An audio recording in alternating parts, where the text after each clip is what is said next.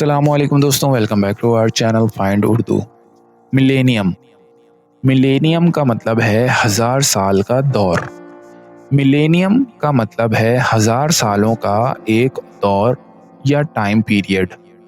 जब कोई बात या तारीखी इवेंट 1000 साल तक चलता है या उसकी जिक्र होता है तो उसे मिलेनियम कहा जाता है।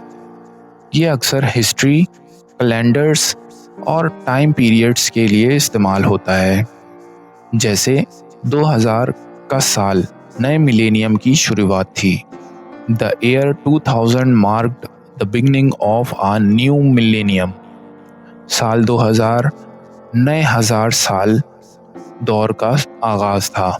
दोस्तों, मिलेनियम का मतलब है हज़ार सालों का एक दौर या तारीख, वक्त और कैलेंडर के लिए इस्तेमाल होता है।